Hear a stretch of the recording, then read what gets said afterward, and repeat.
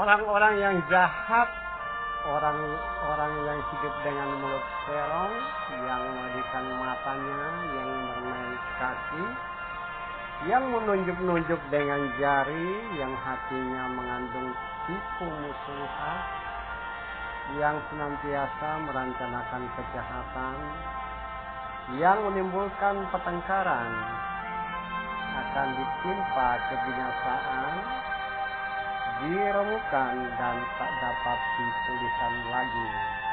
Amsal 6 ayat 12 sampai 15.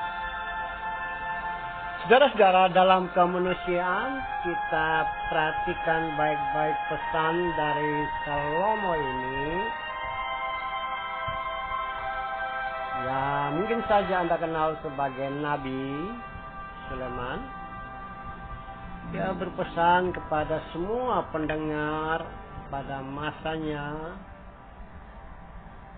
tentang orang-orang yang tak berguna, orang-orang yang ia sebut mulut serong, jahat, mulut tipu muslihat, merancang kejahatan dan yang lain. Nah, dalam konteks pergaulan dan interaksi sosial pada masa itu, mereka yang disebut orang jahat ini selalu ada dan menimbulkan masalah dengan sesama, dengan siapapun. Itu tidak perlu melawan dengan hal yang sama, tapi Tuhan akan bertindak untuk mereka. Bertindak sehingga mereka mengalami kebenaran. Saudara-saudara, dalam kemanusiaan, saudara-saudara lintas iman dan saudara-saudara lintas agama, kita perhatikan bahwa hal yang sama juga sering terjadi dalam kehidupan kita pada masa kini. Hampir setiap hari, yaitu setiap saat kita bertemu dengan orang-orang yang penuh dengan orasi dan narasi kebencian,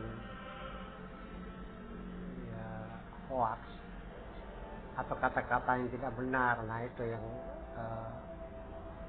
disebut mulut serong itu.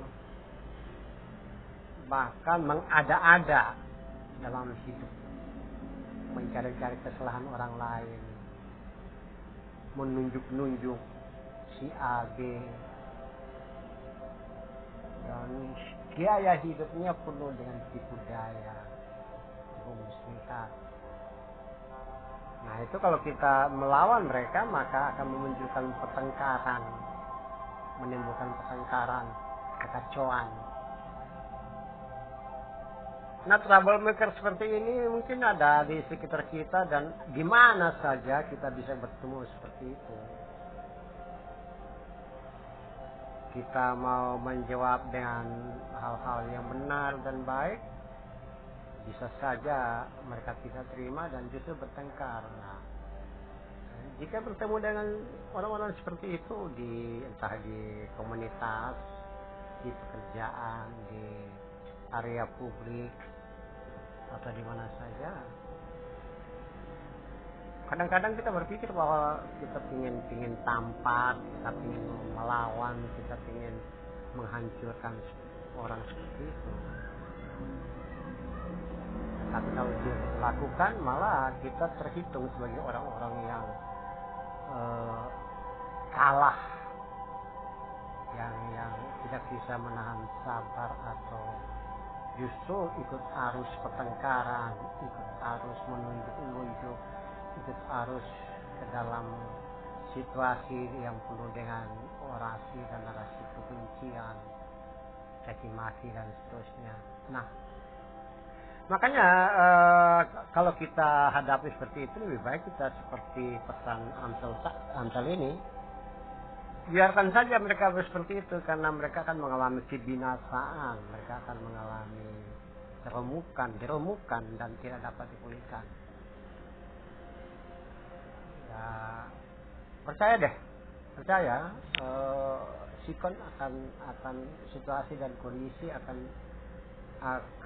membuat kita belajar bahwa tanda kutip ya, pembalasan itu ada terhadap mereka yang selalu penuh dengan kejahatan dan hal-hal yang justru menghancurkan sesama. Nah, saudara, dalam kemanusiaan mari kita memperhatikan kehidupan kita. Menghindarilah orang-orang yang tidak berguna tersebut, orang-orang jahat tersebut. Menghindari dalam artian tidak perlu meladeni mereka, dan lebih baik kita bergantung sepenuhnya kepada Tuhan. Amin.